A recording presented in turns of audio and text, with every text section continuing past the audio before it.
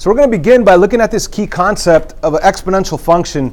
This is the way to set it up. This is kind of like your y equals mx plus b of exponential growth or decay functions. Okay. Back when we did lines, we learned about y equals mx plus b. We knew that the b value was where it crossed the y-axis. We knew that the m value was a slope, and we had to get y by itself. This is the same concept, but instead of y equals mx plus b, we have y equals a, which is just a number, times b, which is just a number, to the power of x minus h plus k. Now, h is your shift left or right. Okay, once you graph the parent graph, the h will tell you if you're moving it to the left or to the right. And I'll be honest with you, in Algebra 1, we're not even moving left or right. All of the h values are 0. In Algebra 2, you're going to be moving these graphs left and right. But in Algebra 1, we're not even going to have an h value. But I'm putting it there so you could already have an idea of what's going to happen in Algebra 2. The k value is the shift up or down. That's what it says. K is a shift up or down. Okay. So, and just a review of last week, the h and k, you identify them and you ignore them. So you just focus in. That's why I put this in red. This is kind of like the graph that you're going to be using for your xy table. And then once you graph those coordinates, the inputs and outputs, then you shift them according to k, right? Because h is in Algebra 2. Today we only, or this Algebra 1, we only have k, which is up or down. That's just a little review. Let's go to some class opener questions just to get us thinking in the right direction here. Copy this down, and I want you to fill in the following XY table. So, whoops, sorry, I moved. Okay, so as we know, maybe I should have said specifically, this XY table represents an exponential growth function. That's what we're doing on this section, exponential growth functions. And decay, but right now we're just doing growth. We'll do decay later on this period or maybe tomorrow. But anyway, we have an XY table, which is an input-output table. And notice that we have consecutive integer inputs. Now, what the heck does that mean? That just means that they're in order perfectly. You have -3, -2, -1, 0, 1, 2, 3.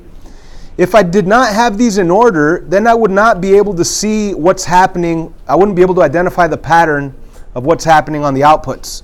So, what is this missing value, guys? It is 9, right? Now, why is that? Well, because from 1 to 3, what do? I multiply by 3. From 3 to here, what do? I multiply by 3, and I will get 9.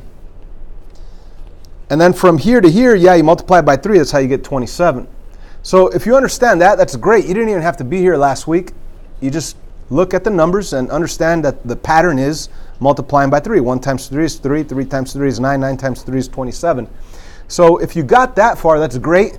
Now, how about backwards? Now, what do I mean by backwards? If I'm multiplying by 3 to get 3, if I'm multiplying by 3 to get 9, multiplying by 3 to get 27, what do I do to go backwards? I divide by 3, right? So dividing by 3, I just want to let you guys know this also, because this is a great skill to understand that dividing by 3 is the same as multiplying by 1/3. Okay? Dividing by 3 is the same as multiplying by 1/3. So think about that. If I go 27 times 1/3, that will give me 9. 9 times 1/3, that'll give me 3. Now, why am I saying times 1/3 instead of dividing by 3? Because it'll be easier to get to these next two values if you understand that dividing by 3 is multiplying by 1/3. Same thing, right? Same thing as dividing by 2 is the same thing as multiplying by 1/2, okay? So just giving you some skills here so you can get these values easier. So 27 times 1/3 is 9. 9 times 1/3 is 3. 3 times 1/3 is 1. 1 times 1/3 is 1/3. And 1/3 times 1/3 is what? 1/9, right? 1/9. And 1/9 times 1/3 is what? 1/27. Now, as you could see, the values are getting smaller and smaller, approaching 0. And they'll infinitely approach 0, but never actually touch. Okay, so we were able to fill this out correctly. We didn't even have the actual exponential growth function, right? We don't even have that. We just analyzed the table, and we are able to fill in the missing outputs. Anyway, let's take a look at a question number 2 based on this XY table. What is the asymptote of this growth function? Well, what the heck is an asymptote? Spelled asymptote, right? It's weird. What is an asymptote? You guys remember that? Or you could look at your notes from last week. Okay, so what is an asymptote of this growth function? Well, let's first define asymptote. It's the line that your graph will infinitely approach but never actually touch, right? That's from our notes. And we need to know that the equation of the asymptote is y equals k. All right, so if we look at the outputs here, guys, if you're going in this direction, 1, 3, 9, 27, is it approaching a certain value? The answer is no, because 1 times 3 is 3, 3 times 3 is 9, 9 times 3 is 27. It's going to keep growing and growing to infinity. But if you're going backwards, dividing by 3 you get 9, dividing by 3 you get 3, dividing by 3 you get 1, it gets smaller and smaller and smaller. What is it approaching? 0. It's approaching 0. So your asymptote for this line right here, your asymptote is y equals 0, because it is in this direction infinitely approaching 0. It'll never actually touch. Okay, let's move on to something else here.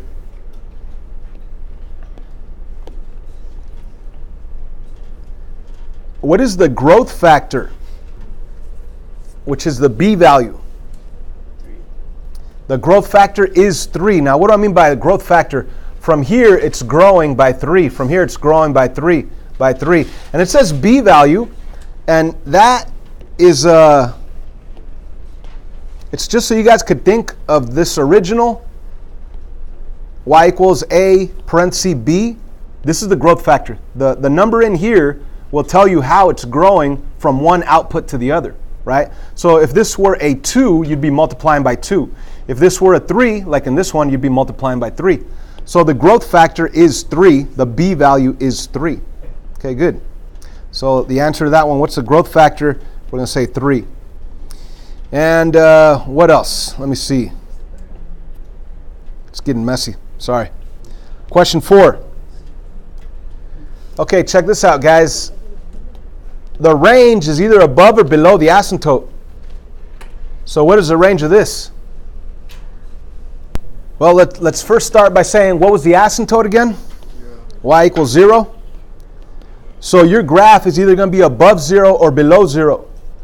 So what do you say your graph is? We don't even see the graph, but we know the outputs. So are these outputs above 0 or below 0? Above. So we know that the range is going to be y is above 0, above your asymptote. So that's the range of this function. Even though you don't see it graphed, you could look at your asymptote and decide whether it's above or below that asymptote. And again, the asymptote is the value that your graph will infinitely approach but never touch. Okay, it's time to put these concepts into practice and actually graph one of these exponential growth functions. Let's check this one out.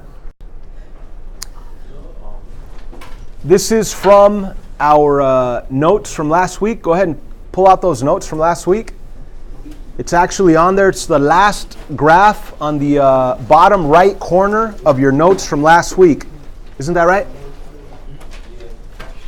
Okay. So let's walk you through step by step on how to graph this exponential growth function. By the way, here's the key concept. Not the key concept, but I probably shouldn't call it key concept. This is your important form. Your exponential growth or decay form. Y equals a number a times a number b, which is the base, which is a growth factor, to the power of x minus h. This is algebra 2. You're not going to have this on algebra 1 stuff. And plus k, that's your shift up or down. Okay, so we need to know that. You could write this down somewhere on this paper if you'd like. Let me just make it smaller, put it over here to the side. Okay, so step 1, and I put the h and the k in blue to help you remember that you're going to ignore h and k. So step 1 is to, well, first of all, is there h up here with the x? Is there a plus 1 or a minus 1 up here with the x? No. Is there a k value right here? Yes. So step 1 is to ignore h and k. So you could box it in. That's how I ignore h and k. I box it in. I want to worry about the plus 2 later on. Okay. I want to make an xy table for my parent graph with the a value of 2 that's out here in the front with the growth factor of 2. So I want to make an xy table. Everybody should be following along right here on your handout. And I am going to use consecutive integer inputs. Very important that we do this. So let's do like a -3, a -2, -1, 0 in the middle, 1, 2, 3. Whoops. So let's actually plug in the easiest number there is. What's the easiest number there is? 0. When you plug in 0, again, we're just focusing on this. If you want, like you could cover this up with a piece of paper if you want or something. That way you don't worry about that plus 2. But anyway, right now we plug in 0 right up here. And what's 2 to the 0 power? What's anything to the 0 power? Anything to the 0 power is equal to 1. That's right. So when you have 1 times 2, what do you get? 1 times 2 is 2. So when I plug in 0, I get out what? For the whole thing. When I plug in 0 right here, what do I get out for the whole thing? You get out a 2. Bless you. So there it is. That's your first coordinate of the parent graph. It's not your final graph, right? It's your parent graph. Okay? So you could continue to plug in different numbers. Like you could plug in 1, work it out. You could plug in 3, work it out. You could plug in -3 and work it out, right? But honestly, you don't have to do that. There's a faster way if you understand that if the inputs are in consecutive integer order, then that means that you could use the growth factor, the base of 2 in this case, to get to your next output, which will be 4, right? I mean, think about all the work you would have to do. Let's just show you the work. If I plug in a -3 into this x, let me show you that work, yeah? Here we go. We have 2 times 2 to the -3 power. And then you would say, hey, I remember my rules of exponents. 2 to the -3 power. I can't have negative exponents. I need to move that down. So it'll become 2 up on top over 2 to the +3 power now. Right?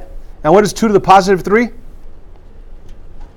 What's 2 to the +3? 8. Not 6. It's 8. So I really have 2 over 8. And what does 2 over 8 reduce down to? It reduces down to 1/4.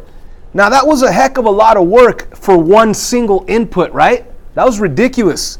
So instead of, I mean, that's my output 1/4 for the input -3. But instead of doing that, we could use the growth factor. Once you have one output, and if you did it correctly, 0 is easy to do. If you get that growth, you get the growth factor of 2. Using the output, you could just multiply it by the growth factor to get to the next one out, right? So 2 times the growth factor of 2 will give us this next one. What is it? 4. And then the next one? 8, because 4 times the growth factor of 2, 4 times 2 is 8. And then the next one? 16. Get it? Yeah. Now, so what's happening from this output to this output? Multiply by 2. Why is that? Because the growth factor is 2. It's going to grow by 2. 2 by 2 is 4. 4 by 2 is 8. 8 by 2 is 16. So if multiplying by 2 is going in this direction, or if in this direction I'm multiplying by 2, backwards would be what? Dividing by 2. But let's use the word multiply. 16 times what gives you 8? 16 times half, right? So dividing by 2, let's just write it as multiplying by half. So 16 times half is 8. 8 times half is 4. Half of 4 is 2. 2 times half is what? 1. 1 times half is what? 1/2. And half times half is what? 1/4. Now you can keep going. 1/8, 1/16, 1/32.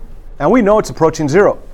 Anyway, let's graph the parent graph coordinates, all right? So let me do this in blue since all my coordinates here are in blue. Let's start with 0, 2.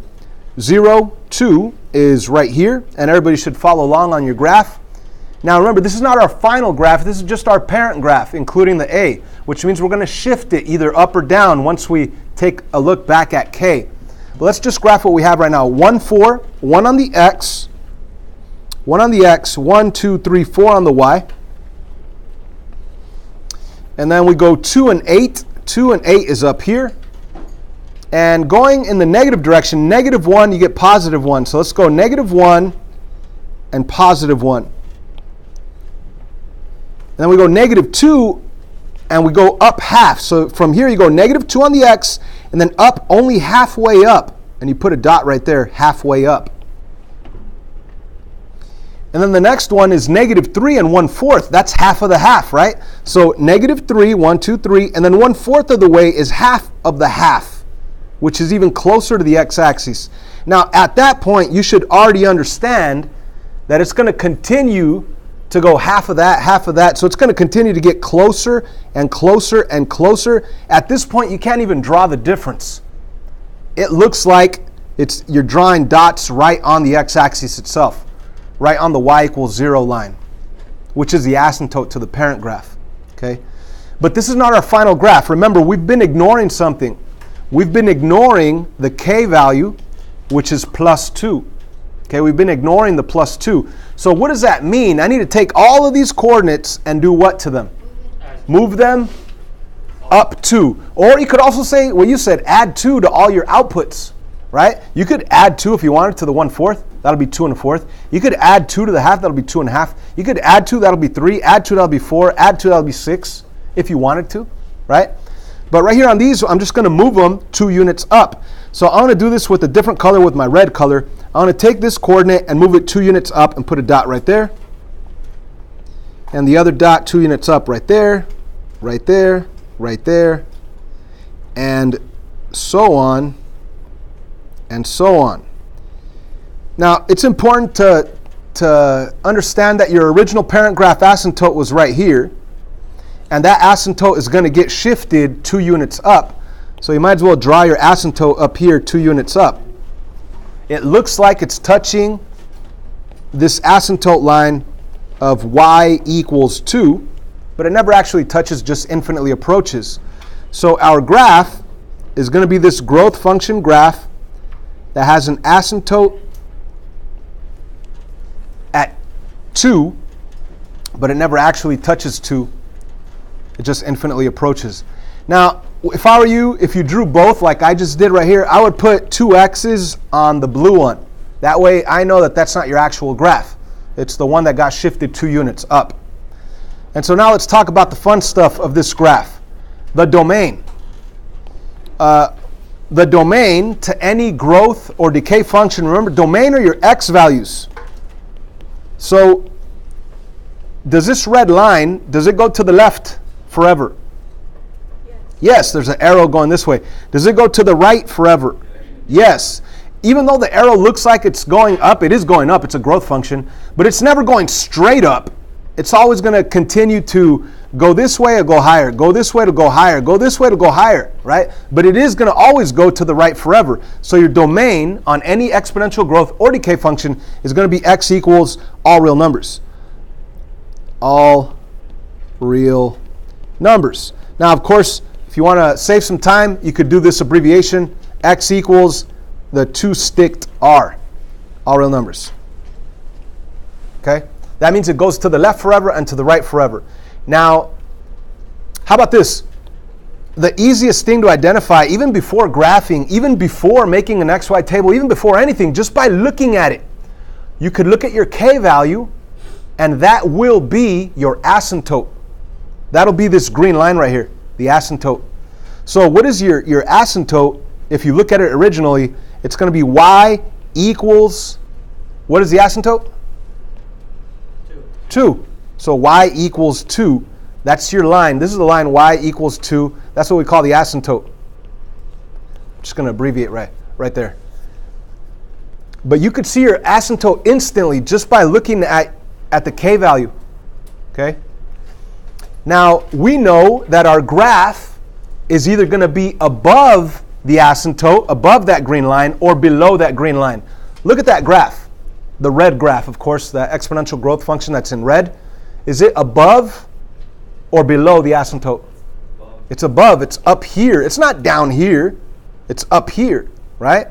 So how do I say that this graph is above the y equals 2? How do I say that? I say my range is y must be, you said above. What inequality is above? Greater than 2. So your range is y is greater than 2. You can't even say or equal to because it never actually touches. It looks like it touches, but it just infinitely approaches here. And how about your y-intercept value? Well, you could clearly look at this red line and see where it crosses, and that would be the coordinate 0, 1, 2, 3, 4, right? 0, 4. So let's do that. 0, 4, that's your y-intercept. Or another way of doing it, even if you don't want to look at the graph, you could remember and say, to find the y-intercept, you set x equal to 0 and you solve for y. So if I go back to the original, including the whole thing, including the 2, including the whole thing, all right? Forget about just the box, the whole thing. If I plug in a 0 right there, well, 2 to the 0 is 1, and 2 times 1 is 2, and then 2 plus 2, that would give me the output 4. So you could find the y-intercept algebraically by plugging in 0 into x and doing all the math that's left over. So plugging in 0 and getting the output of the whole thing.